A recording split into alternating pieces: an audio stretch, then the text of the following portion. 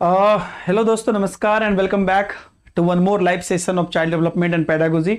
आप सभी लोगों का बहुत बहुत स्वागत है एक फिर से जबरदस्त वीडियो में, ब्रह्मास्त्र सेशन आप सभी लोगों के लिए, जिसमें कि हम लगातार इंपॉर्टेंट क्वेश्चंस करते हैं चाइल्ड डेवलपमेंट एंड पेडागोजी का। और आप सभी लोगों से ये मेरा एकदम निवेदन है, आग्रह है कि आप लोग इस पूरे सीरीज को, पूरे क्वेश्चंस को, सारे क्वेश्चंस को एकदम ध्यान से देखेंगे और हर क्वेश्चन को अच्छे तरीके से सॉल्व करेंगे। जो भी लोग वीडियो देख रहे हैं, वीडियो को फटाफट शेयर कर दीजिए सबसे पहले तो, और लाइक नहीं किए हैं तो वीडियो को लाइक कर दीजिए। ये आपको यहां पर एक हर क्वेश्चन को सिस्टमेटिक अप्रोच में आपको बनाना है, एक्सप्लेन करना है। और जो भी क्वेश्चंस मैं आपको सीडीपी के यहां पे करवा रहा हूं, ये अपने आप में बहुत बेहतरीन प्रश्न है, और अगर इसको आप पूरे एक्सप्लेनेशन के साथ कर लेंगे तो आपसे एक भी प्रश्न आपके एग्जाम में मिस नहीं होगा, इस चीज की गारंटी है। तो चलिए दोस्तों, आप सभी लोगों को कुछ जानकारी पहले मैं दे दूं। मेरा नाम है दीपक हिमांशु। आप लोग मुझे अनअकैडमी पर स्पेशल क्लास में भी आप लोग मेरे क्लासेस को देख सकते हैं, और वहां पर बहुत सारे free classes Unacademy learning app पर आप ज्वाइन कर सकते हैं मेरी। तो अनअकैडमी लर्निंग ऐप पर अगर हम बात करते हैं तो वहां पर आपको अनअकैडमी लर्निंग ऐप डाउनलोड करना है, DH लाइव रेफरल कोड है और अनलॉक कोड है, उसको यूटिलाइज करना है, और उसके बाद आपको वहां पर बहुत सारी फ्री क्लासेस भी दिख जाएगी। दोस्तों, आज के लिए अनाउंसमेंट है। आज आप लोगों को 4 अप्रैल को मेरी 2 फ्री क्लास में टेस्ट है, जो कि आप लोगों को ज्वाइन करना है। एक 1 PM से 2 PM, दूसरा 2:15 PM से 3:15 PM। ठीक है, ये 2 क्लास है जो आपको ज्वाइन करना है, सब लोगों को ज्वाइन करना है, और ये टेस्ट है। और जैसा कि आप जानते हैं कि हमारा जो पैटर्न चल रहा है, नेमिंग कन्वेंशन टाइटल होगा, वो होगा 2022 IPL स्पेशल मेगा टेस्ट, और उसका आज आपको यहां पर सीरीज चल रहा है। तो मैं उम्मीद करता हूं कि आप लोग इसको बढ़िया से देखेंगे, बढ़िया से अटेम्प्ट करेंगे। और अगर आप लोग अनअकैडमी पर अनअकैडमी प्लस से जुड़ना चाहते हैं तो सीटेट में आपको बेहतरीन प्राइस में आपको सब्सक्रिप्शन मिल रहा है। आप लोग सब्सक्रिप्शन ले सकते हैं सीटेट कैटेगरी में। आप देख सकते हैं ये प्राइस मॉडल है, और इस पर आपको डिस्काउंट भी मिल जाएगा अगर आप ये रेफरल कोड यूज करते हैं तो। ठीक है, तो अगर आप ये रेफरल कोड यूज करते हैं तो आपको डिस्काउंट इस पर मिल जाएगा, और इसके अंतर्गत आपको अनलिमिटेड एक्सेस मिल जाएगी जितने भी बैचेज आते हैं उन सब की। और 30 मार्च से एक नई बैच शुरू हुई है, नई बैच है, इस पर आप लोग तैयारी कर सकते हैं। अभी 1-2 क्लास ही हुई है, कुछ क्लासेस कुछ सब्जेक्ट की स्टार्ट होने भी वाली है, तो इसमें आप लोग ज्वाइन कर सकते हैं। इसके अलावा दोस्तों, DSSB, KBS, super TET, NVS, APS, इस सेक्शन की अगर हम बात करते हैं तो आपको इसमें 3 मंथ, 6 मंथ, 12 मंथ, 24 मंथ का सब्सक्रिप्शन मॉडल है, और इसके अंदर भी आपको DH लाइव रेफरल कोड है।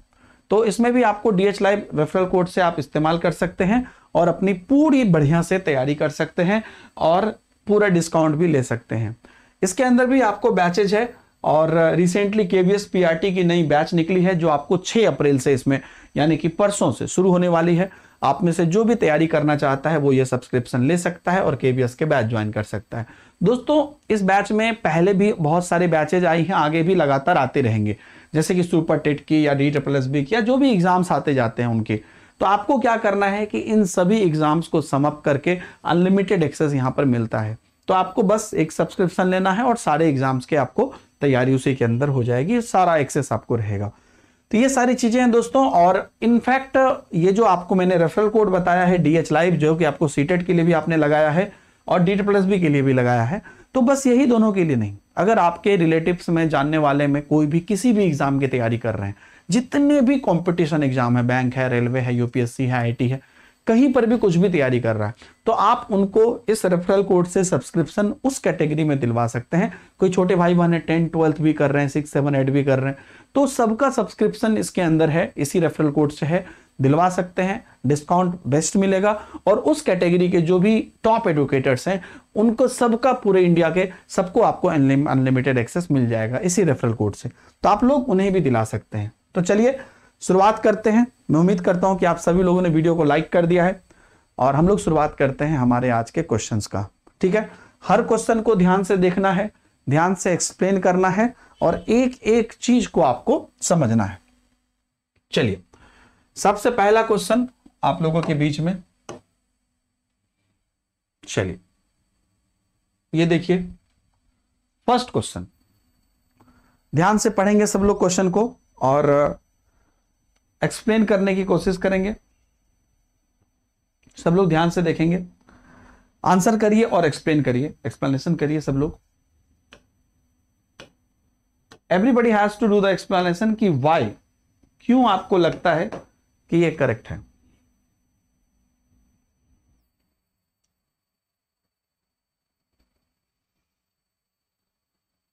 सब लोग प्रश्न को पढ़ेंगे।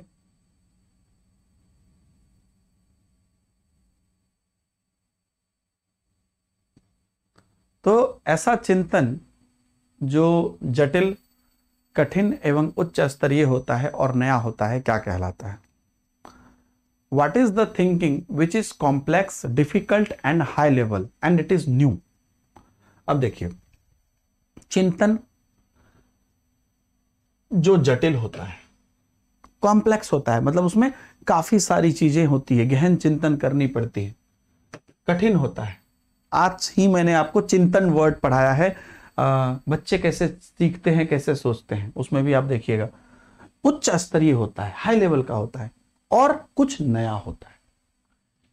तो ये सब कुछ कि कुछ न्यू करना, कुछ मतलब बड़ी चीजें करना, कुछ ऐसा चीजें करना जो हाई लेवल का हो, कॉम्प्लेक्स हो, उन सभी चीजों को भी कर लेना, ये सब आपका अपसारी चिंतन में आता है। सी जिन लोगों ने आंसर दिया है एक्सप्लेन करिए, जिन लोगों ने भी सी आंसर दिया है एक्सप्लेन करिए। तो ये आपका हाई लेवल चिंतन में आता है और यही अपसारी चिंतन है। अपसारी चिंतन, डाइवर्जेंट थिंकिंग, बेसिकली किससे जुड़ा हुआ है? क्रिएटिविटी से जुड़ा हुआ है। किससे जुड़ा हुआ है? क्रिएटिविटी से जुड़ा हुआ है। तो जब आप क्रिएटिविटी की बात करते हैं तो कहीं ना कहीं आपका यह चिंतन उच्च स्तरीय है और उसमें नया है और बेहतरीन तरह से, कुछ अलग तरह से आप उसमें सोच रहे हैं, इसलिए इसको अपसारी चिंतन को अलग सोच भी बोलते हैं, डिफरेंट थिंकिंग भी बोलते हैं। Right everybody? तो एक ऐसा चिंतन जो जटिल, कठिन एवं उच्च स्तरीय और नया होता है, वो क्या कहलाता है? Divergent thinking. क्लियर? चलिए, आप सभी लोगों के लिए अगला क्वेश्चन, ध्यान से पढ़ेंगे सब लोग और आंसर देंगे।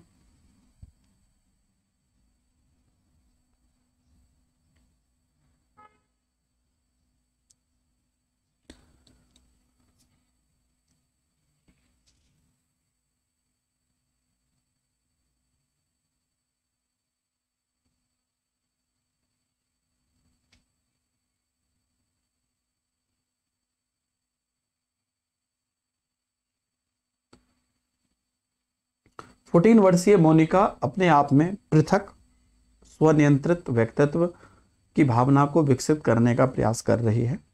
निम्नलिखित में से वह किसे विकसित कर रही है?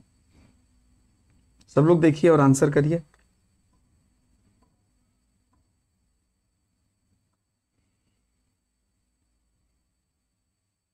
क्या कर रही है वो?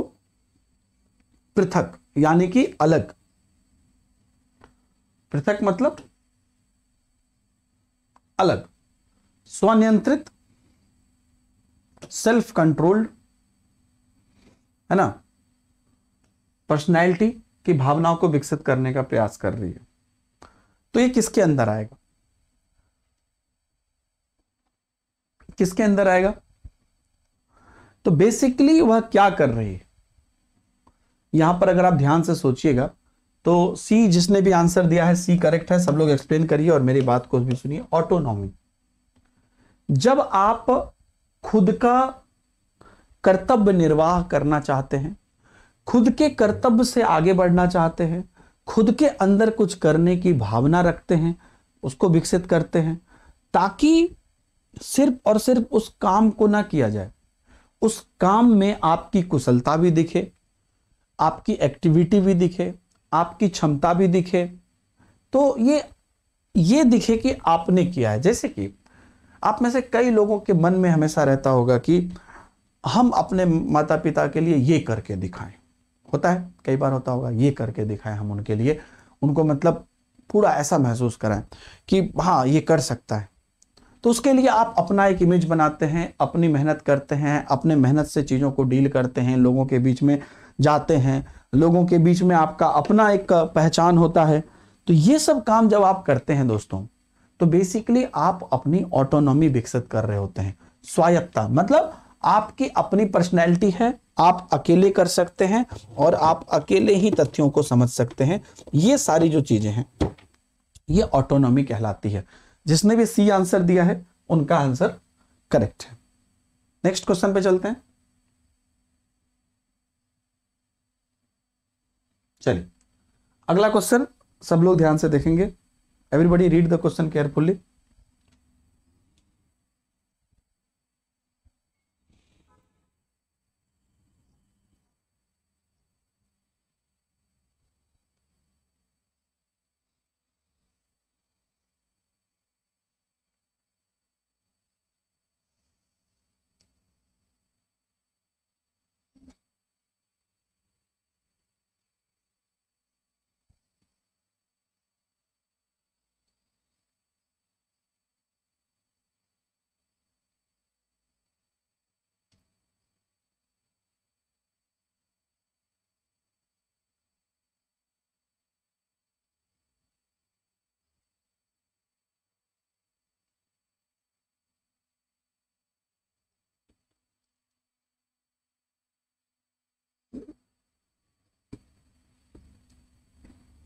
निम्नलिखित में से किस सिद्धांतकार द्वारा यह मत स्पष्ट किया जाता है कि बच्चे अपनी वृद्धि और विकास हेतु कठोर अध्ययन करते हैं? By which of the following theorists it is clarified that children study rigorously for the growth and development? Hurlock, Maslow, Pavlov या थांडाइक? आंसर करिए सब लोग। Everybody has to answer.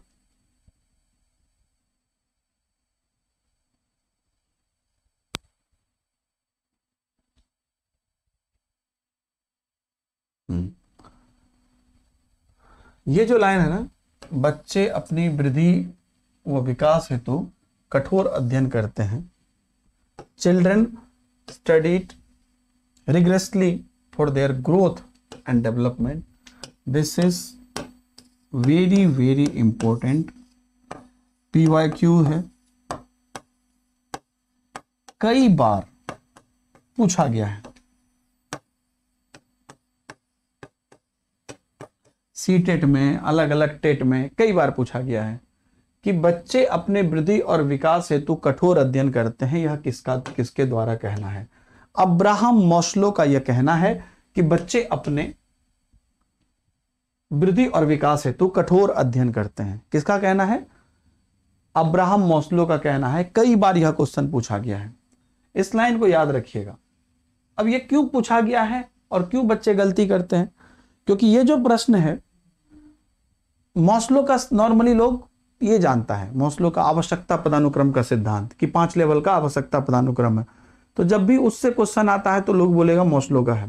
लेकिन इस तरह के प्रश्न जब आते हैं कि अपने वृद्धि और विकास है तो कठोर अध्ययन करते हैं, तो वो जो है वहां पर कहीं ना कहीं Maslow, Abraham Maslow correct answer है। और इन्होंने ही यह बात कहा है कि बच्चे, जैसे कि वो जो पिरामिड आप देखते हैं वहां से भी आप इसको रिलेट कर सकते हैं कि ये जो पिरामिड में नीचे स्तर से ऊपर स्तर तक लोगों को जाना है, इसके लिए लोग कठोर मेहनत करते हैं। पहले आप अपनी आवश्यकताओं को पूरा करते हैं, फिर ऐसे ऐसे जीवन में आप आगे बढ़ते जाते हैं। तो आपका Maslow is the correct answer. ठीक है, चलिए नेक्स्ट।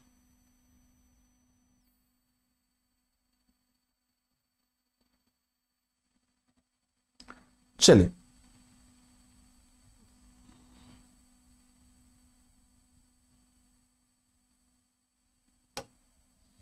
सब लोग ध्यान से देखेंगे,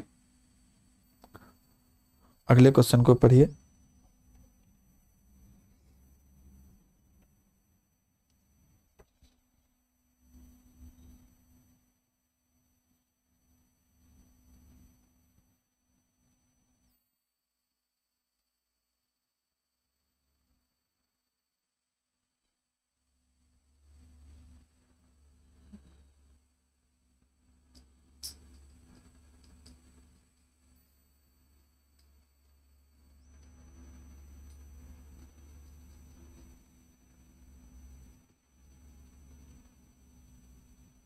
एवरीबडी आंसर प्लीज। गीतिका एक प्राथमिक विद्यालय में शिक्षक के पद पर कार्यरत है। पाठ को पूर्व पठित पाठ से जोड़ते हुए बच्चों को सारांश लिखना सिखा रही है। पहले तो क्वेश्चन को ध्यान से पढ़ के और समझने की आदत डालिए, क्योंकि जो भी बड़े क्वेश्चन होते हैं बहुत आसान होते हैं। बस आप उसको ध्यान से पढ़ के समझ जाइए, क्वेश्चन आपके तुरंत बन जाएंगे।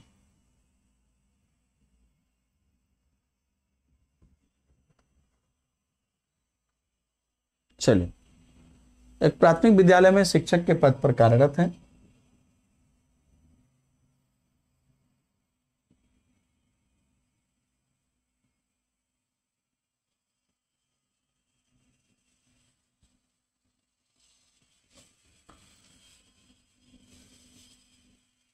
पाठ को पूर्व पठित पाठ से जोड़ते हुए, मतलब जो पहले से पढ़ा है ना, linking by the previous read text, पहले से जो पढ़ा है उससे जोड़ते हुए सारांश लिखा रही है, ताकि जो पूर्व ज्ञान है, जो पहले से जो पढ़ा हुआ चीज है, वहां से चीजें लिंक हो जाए।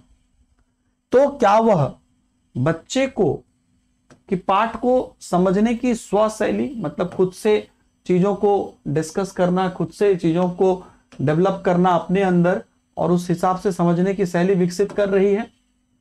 बिल्कुल कर रही है, ये पॉजिटिव है। आगे भी देखते हैं। वह बच्चे को संपूर्ण पाठ वस्तु को पूर्ण रूप से ना पढ़ने की आवश्यकता नहीं, नेगेटिव है।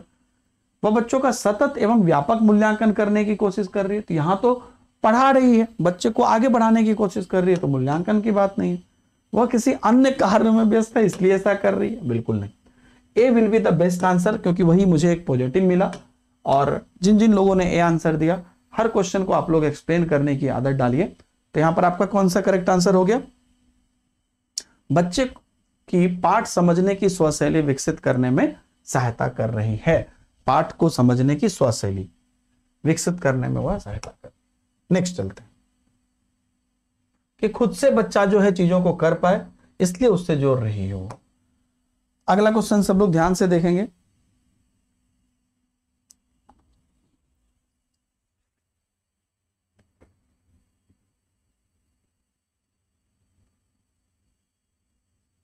विकास की किस अवस्था में बालक किसी प्रसिद्ध व्यक्ति या विद्वान को अपना आदर्श मानता है तथा उसके जैसे ही अपने आप को ढालने की कोशिश करता है? बेसिकली अब प्रसिद्ध व्यक्ति में किसी को भी लोग अपना आदर्श मान लेता है।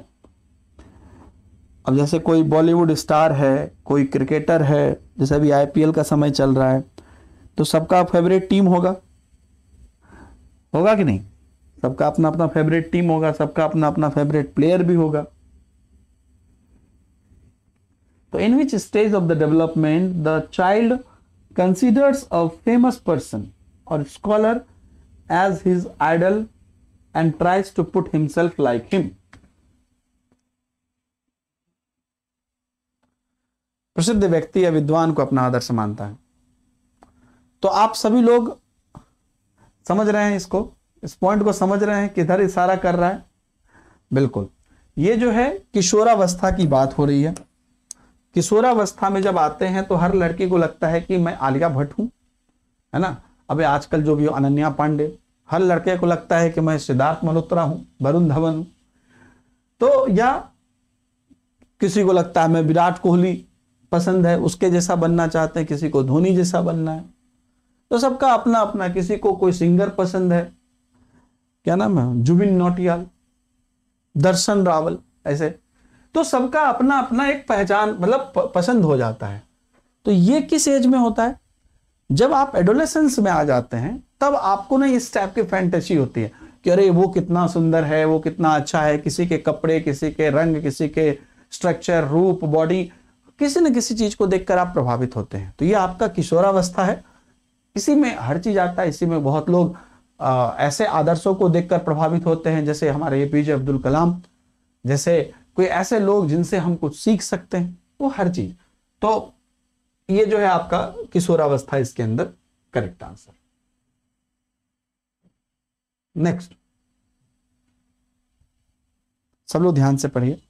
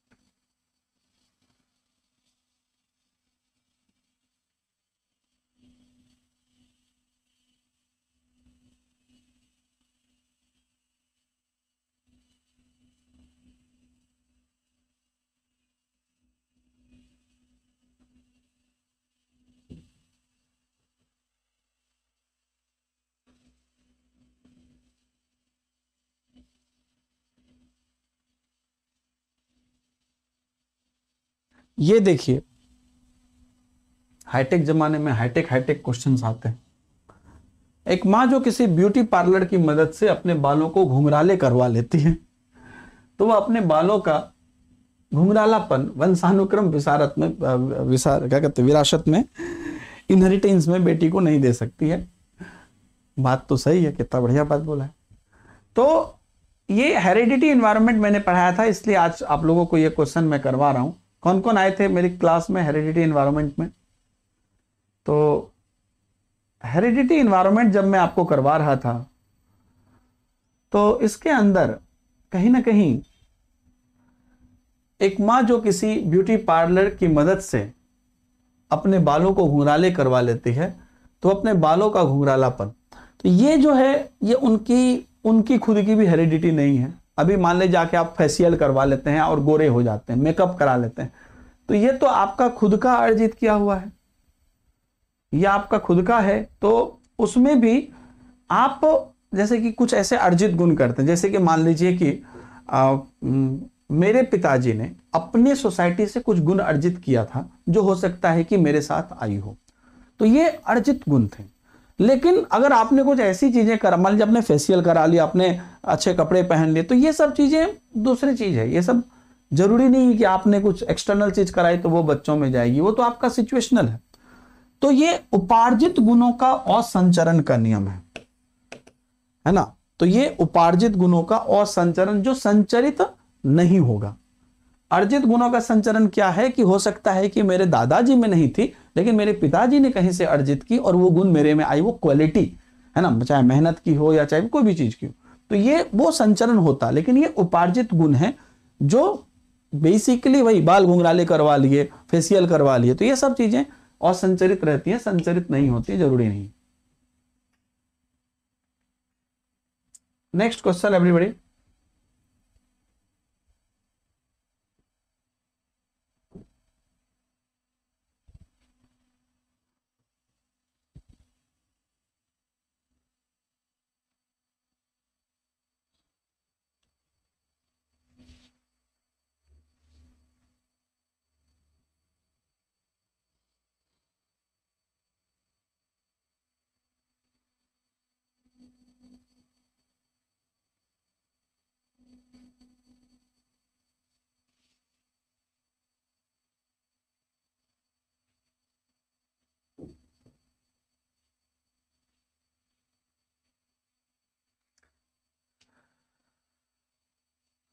The learner is asked to learn a difficult lesson or to solve a difficult problem.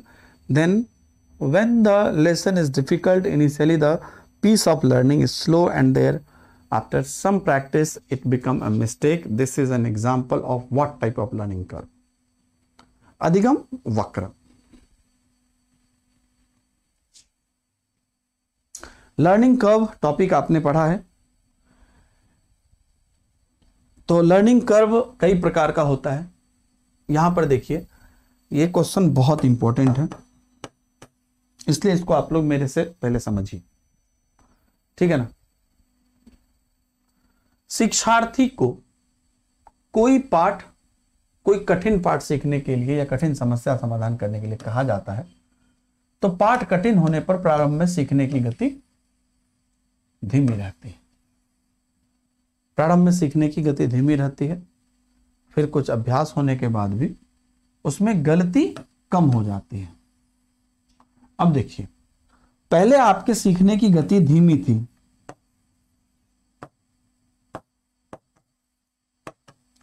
फिर उसके बाद गलती कम हुई, तो गति क्या हुई?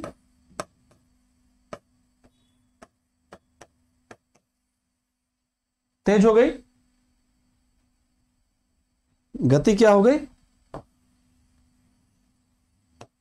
तेज हो गई। तो आपकी गति तेज कब होगी? गति आपकी तेज तब होगी जब आप गलती कम करेंगे। तो यह क्वेश्चन ना आपको जान के देखिए, यहां पे धीमी लिख दिया, यहां पे कम लिख दिया, तो आपको कंफ्यूजन हो जाएगी। लेकिन बेसिकली गति वहां पे धीमी थी, यहां पर गलती कम हो गई। गलती कम हो गई तो गति बढ़ेगी। क्योंकि अगर आप कम गलती करते, शुरू में धीमी गति थी क्योंकि स्लो स्लो कर रहे थे, अब आपको मिस्टेक्स नहीं होते, फटाक से आप आगे बढ़ जाते हैं, तो आप सीखने की गति फास्ट हो गई ना। तो पहले गति धीमी थी, अब गति फास्ट हो गई, तेज हो गई। तो ये धनात्मक वक्र है। ये जो लर्निंग कर्व जाएगा आपका, ये ऐसा जाएगा कुछ, है ना, ऐसे जाएगा कुछ, पहले धीमी थी फिर गति फास्ट हो गई, तो इस प्रकार का जाएगा। तो ये आपका धनात्मक अधिगम वक्र कहलाता है, पॉजिटिव लर्निंग कर्व कहलाता है। क्लियर?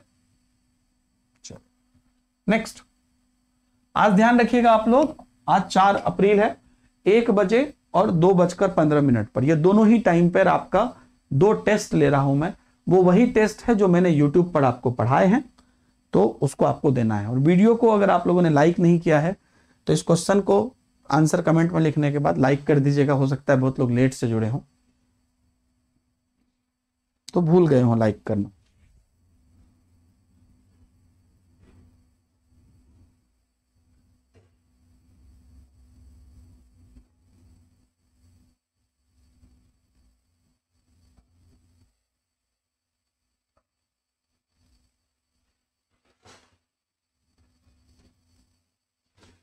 ध्यान से प्रश्नों को पढ़िए।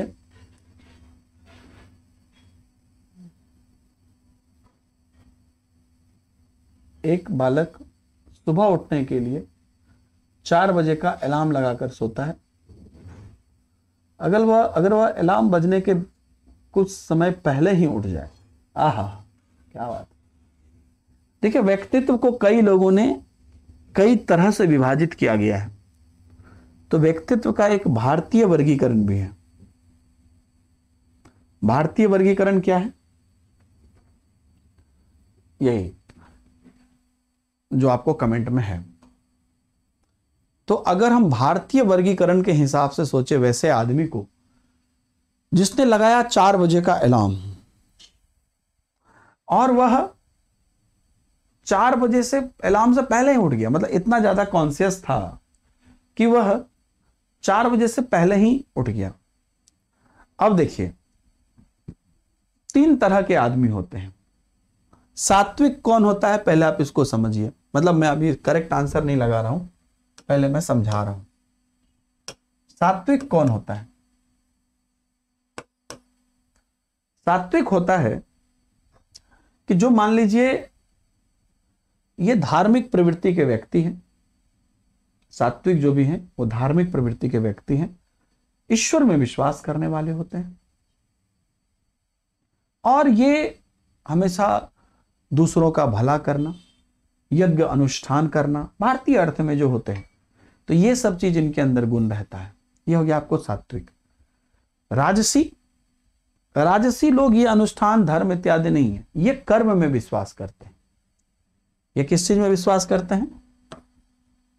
ये यज्ञ अनुसंधान, क्या कहते हैं, अनुष्ठान, या दूसरों का भला करना और उसी में हमारा जीवन व्यतीत हो जाए, उसमें नहीं विश्वास करते, ये कर्म में विश्वास करते हैं।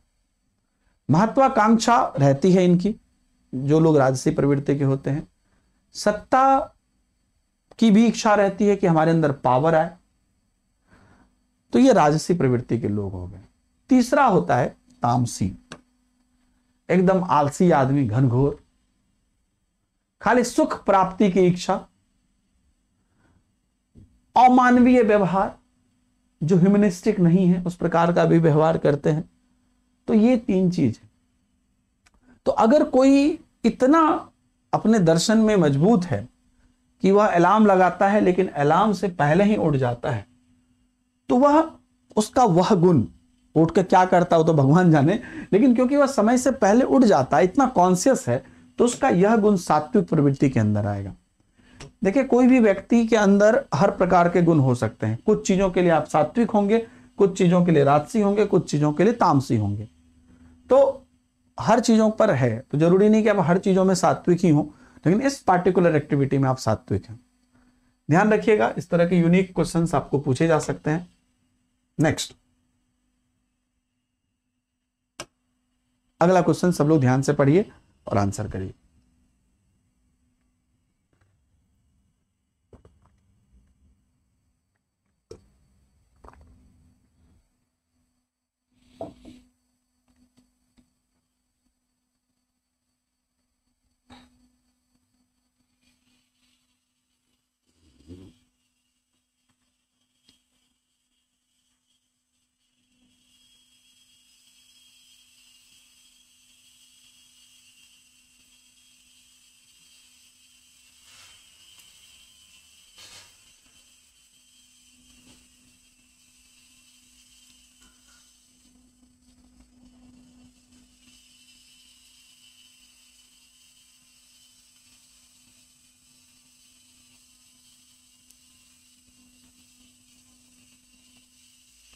Which of the following factors is considered responsible for influencing social development?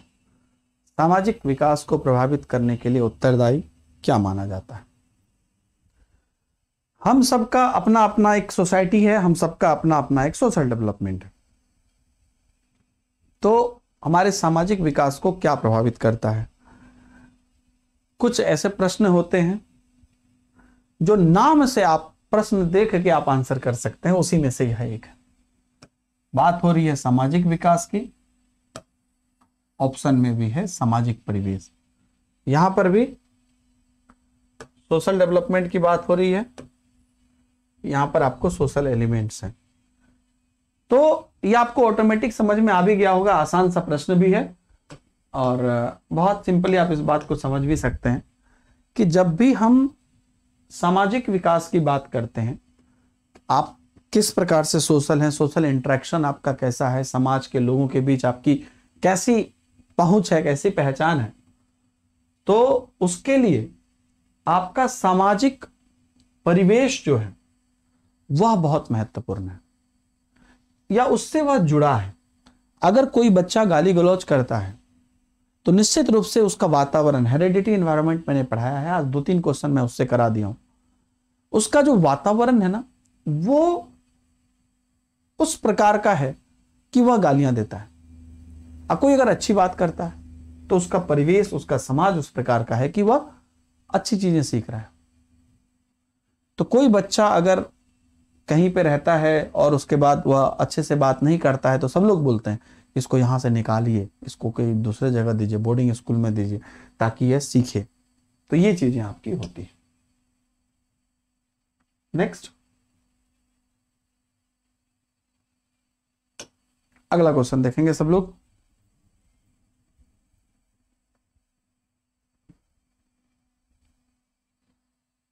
ध्यान से प्रश्न को पढ़िए, वेरी वेरी इंपॉर्टेंट, सब लोग एक्सप्लेन करिए।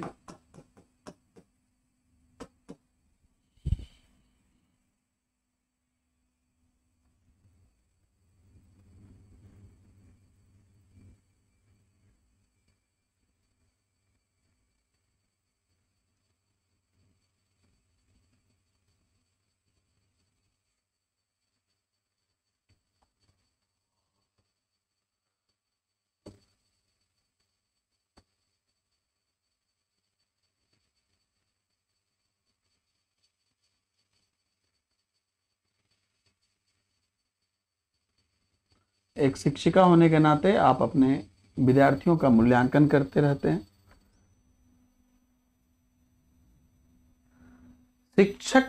शैक्षिक विकास के संदर्भ में मूल्यांकन का क्या अर्थ है? अगर हम शैक्षिक विकास की बात करते हैं, शिक्षिका होने के नाते आप अपने विद्यार्थियों का मूल्यांकन करते रहते हैं, तो शैक्षिक विकास के संदर्भ में मूल्यांकन का क्या अर्थ है? As a teacher, you keep on evaluating your students. What does assessment means in the context of educational development? देखिए, मेन जो यहां पर हमारा होता है कि मूल्यांकन के द्वारा हम क्या करते हैं, किसी बच्चे की कमियों का पता लगाते हैं, उसमें कहां पर गैप आ रहा है उसका पता लगाते हैं, उसकी कहां पर इंटरेस्ट है उसका पता लगाते हैं, उसकी कहां पर कितनी टैलेंट है उसका पता लगाते हैं, और इस सब चीजों में बेसिकली कि वह क्या जानता है,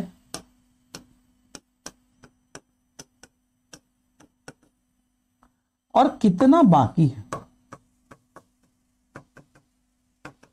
और वो चीज कैसे सीखेगा। तो ये सब चीजें उनकी रुचि, क्षमता, प्रेरणा इत्यादि चीजों को ध्यान में रख के हम लोग करते हैं। तो इसलिए उनके ज्ञान की क्षमता का मूल्यांकन इसके अंदर में आपका करेक्ट आंसर होता है।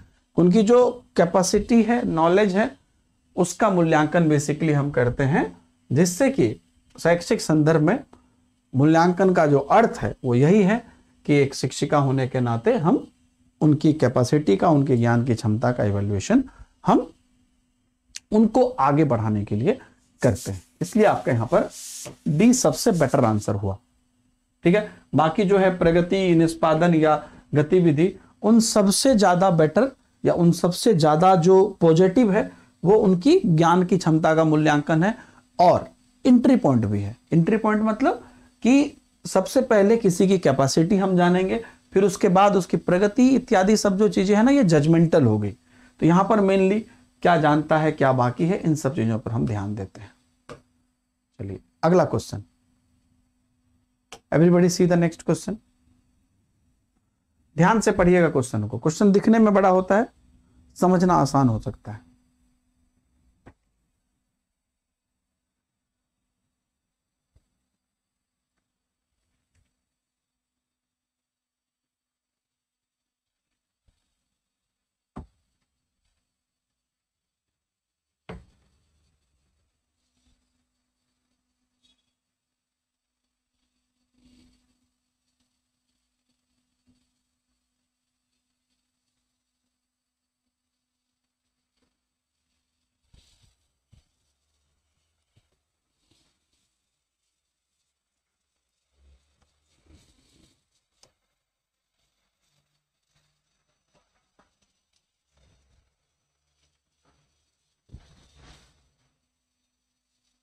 मूल्यांकन की प्रक्रिया के दौरान शिक्षक को काफी सावधानी बरतने की आवश्यकता होती है।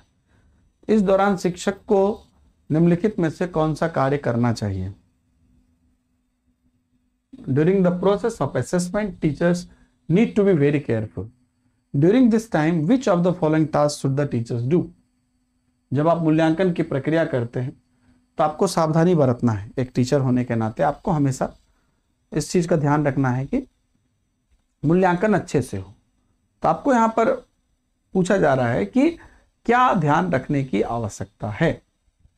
देखिए, छात्र को फीडबैक उपलब्ध कराना अच्छी बात है। बच्चे को फीडबैक देंगे तो बच्चा सीखेगा, इसमें कोई दो मत नहीं है, अच्छी बात है। यह सुनिश्चित करना कि उसके द्वारा की गई शिक्षण व्यवस्था तथा शिक्षण को आगे बढ़ाने की क्रिया कितनी अधिक तक सफल रही है, ये कुछ दिन पहले भी मैंने बताया था, ये और भी अच्छी बात है। फीडबैक देने से ज्यादा अच्छी बात है कि हमारा जो कार्यक्रम रहा है वो कितना सफल रहा है, इस चीज को समझना। इसके बाद छात्र के बारे में नकारात्मक बयान देना बिल्कुल गलत है। शिक्षार्थियों को मंद, कमजोर, बुद्धिमान रूप में वर्गीकृत करना, यह भी बिल्कुल गलत बात है। तो सी डी पूरा गलत बात हो गया। ए और बी सही है, लेकिन उसमें बी ज्यादा बेटर है, इसमें बी ज्यादा बेटर है। तो कौन सा कार्य करना है? सावधानी बरतने की आवश्यकता है। शिक्षक को सुनिश्चित करना है कि शिक्षण व्यवस्था जो है वह आगे बढ़ाने में कितनी हद तक सफल रही। नेक्स्ट,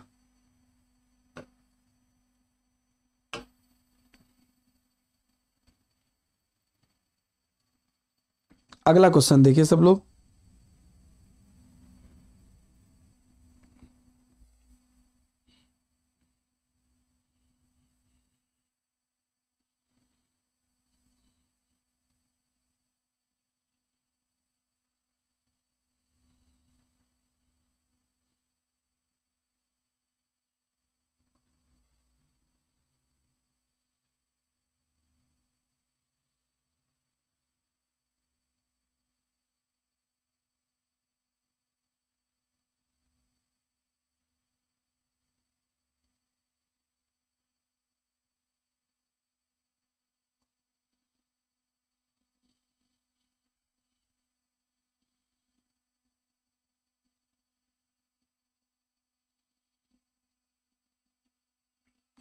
शिक्षा के दृष्टिकोण से अनुशासन को कैसा होना चाहिए?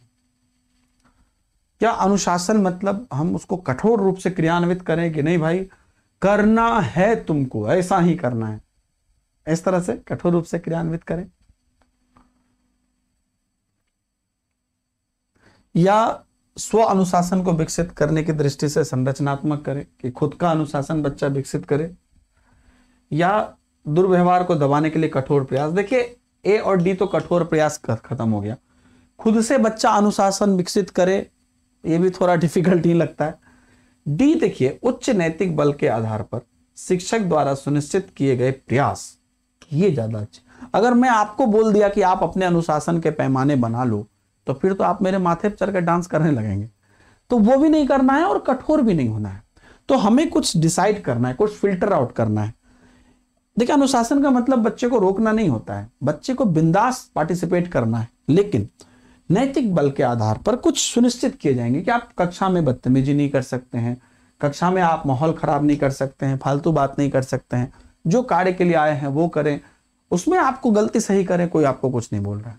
तो ये चीजें आपको ध्यान देने योग्य है। D is the correct answer. ठीक है, अगला क्वेश्चन देखेंगे सब लोग।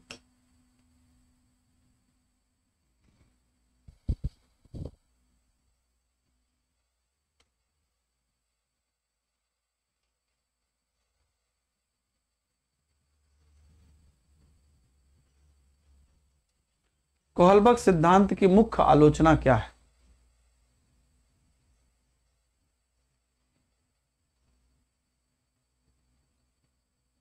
आलोचना समझते हैं, क्रिटिसिज्म।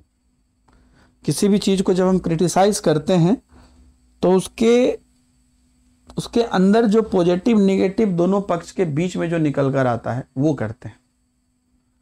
क्रिटिसिज्म मतलब सिर्फ कमियां निकालना नहीं होता है, मतलब उस पर एक टिप्पणी करना होता है उसके सिचुएशंस के बेसिस पर।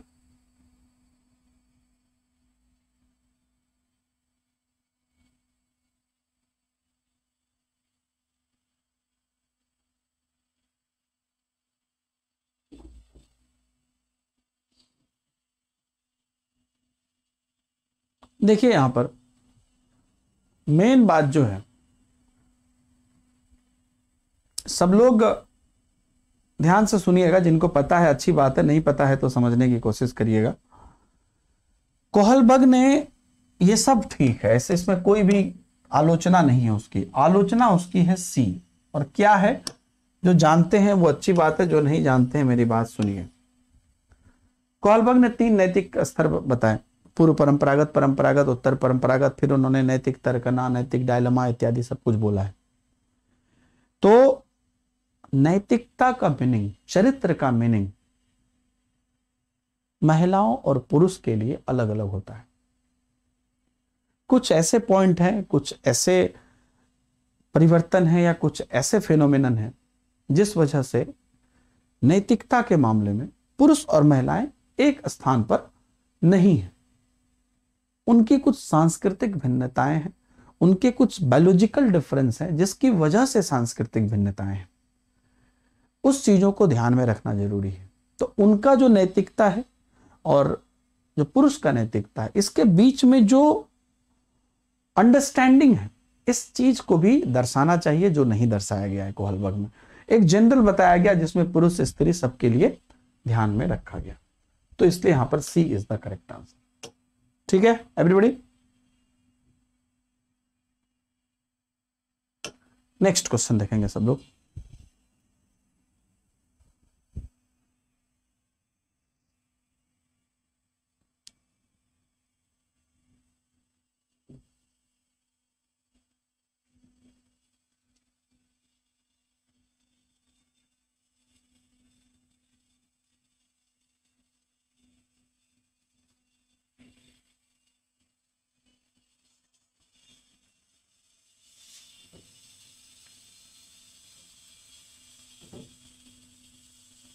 बताइए सब लोग, निम्नलिखित में से कौन सा चिंतन अनुसंधान से संबंधित है? मतलब कंसेप्चुअल जो रिसर्च होता है, थिंकिंग से जुड़ा हुआ जो रिसर्च होता है, उससे संबंधित है, ये आपको बताना है। राइट एवरीबॉडी,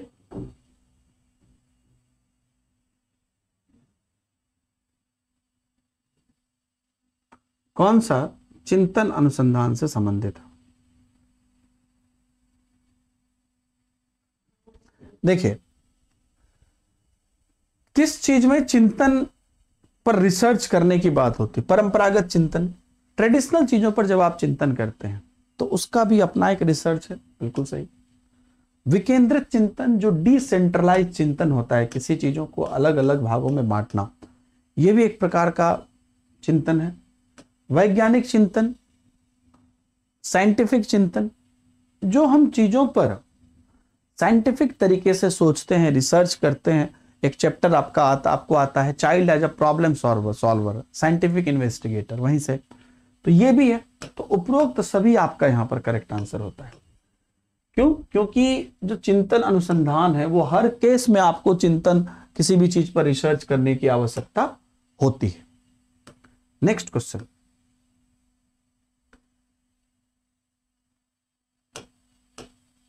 सब लोग ध्यान से देखिए अगले क्वेश्चन को। सबको एक्सप्लेन करना है, सबको सही करना है। पेडागोजी का क्वेश्चन है, पढ़िए ना पढ़िए अपने व्यवहारिकता से इसको आप आंसर कर सकते हैं। जो भी मेरे नए बच्चे हैं आप सभी लोग इसको आंसर कर सकते हैं। अच्छा, जो 1 बजे और 2:15 पर आज आपकी 2 स्पेशल टेस्ट है, इसमें भी सारे नए बच्चे भी ज्वाइन करेंगे। बहुत लोग मेरे से पूछते हैं कि सर हमारा ज़्यादा दिन हुआ नहीं है। कोई बात नहीं, जितने भी पेडागोजिकल क्वेश्चन है वो जितना आज आप सोच के कर रहे हैं उतना ही आप 2 महीना बाद भी सोच के करेंगे। वो सारी व्यवहारिक चीजें हैं, उस पर प्रैक्टिस करना आज से शुरू करिए।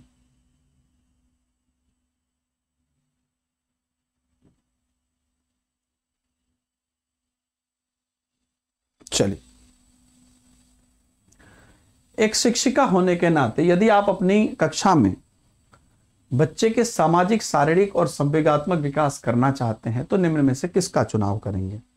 हम बच्चे में क्या करना चाहते हैं? शारीरिक, सामाजिक, मतलब एक तरह से कंप्लीट डेवलपमेंट हो गया, हर प्रकार का डेवलपमेंट हो गया। तो इसमें जो है हम किस चीज का ध्यान रखेंगे बच्चों में? देखिए, कक्षा में विद्यार्थियों को गंभीरता से लेंगे और उन्हें स्वतंत्र रूप से कार्य करने की अनुमति नहीं देंगे, गलत हो गया। चुपचाप बैठने के लिए कहेंगे, बिल्कुल नहीं। कक्षा में ही रहकर जो भी है बाहर नहीं जाने देंगे, वो भी गलत है। सी देखिए, बच्चों में विभिन्न प्रकार के मानसिक और शारीरिक खेलों का आयोजन करेंगे जिससे बच्चे का संपूर्ण विकास हो। अभी मैंने बोला था ना, कंप्लीट डेवलपमेंट की जब भी बात होती है तो आपको पूरा ध्यान रखना है कि आपको कहीं से भी ऐसा नहीं करना है जिससे कि बच्चे को कोई दिक्कत हो या किसी भी चीज में रोका जाए। Physical, mental, emotional, social, moral, हर प्रकार का डेवलपमेंट होगा अगर बच्चे को आप हर एक्टिविटी में पार्टिसिपेट करने देंगे तो, क्योंकि हर चीजें अलग अलग तरह से हर तथ्यों से जुड़ी हुई रहती है। तो चलिए, उम्मीद है कि दोस्तों आपको आज का क्लास समझ में आया होगा। वीडियो को अगर आपने अभी तक शेयर नहीं किया है तो जरूर शेयर कर दीजिए। और जैसा कि मैंने आपको कहा था कि अनअकैडमी पर आप कोई भी सब्सक्रिप्शन ले सकते हैं DH Live referral code use करके आराम से। DSSB का सेक्शन और जो सीटेट का सेक्शन है वो मैंने स्क्रीन पर दिखा दिया। बाकी आप अनअकैडमी लर्निंग ऐप डाउनलोड करेंगे, जो भी सेक्शन सेलेक्ट करेंगे आपको उसका पूरा प्राइस रेंज दिखेगा, उस पर आप DH Live referral code utilise कर सकते हैं। और मेरी आज की जो स्पेशल क्लासेस है उसमें आप सभी लोगों का वेलकम है। 30 क्वेश्चन की टेस्ट होगी दोनों ही क्लास में, 1 PM में भी होगी और 2:15 PM में भी होगी। दोनों ही टेस्ट में आपका स्वागत है और आइए जितना बेहतर से बेहतर कर सकते हैं करने की कोशिश करिए। थैंक यू वेरी मच आप सभी लोगों को, जो भी लोग इस क्लास में आए आप सभी लोगों को बहुत बहुत धन्यवाद। ऐसे ही आप लोग क्लास करते रहिए, अपने माता पिता का सम्मान करें, बड़े बुजुर्गों का ख्याल रखें, सबों के साथ प्यार बांटे। हम मिलेंगे आपसे नए वीडियो में। अपने घर के सभी बड़े बुजुर्गों को मेरा प्रणाम कहिएगा। तब तक के लिए दीजिए मुझे इजाजत और that's it from my side, Deepak Himanshu signing off. मिलते हैं कल 10 बजे एक और जबरदस्त वीडियो के साथ। Bye bye, Jai Hind.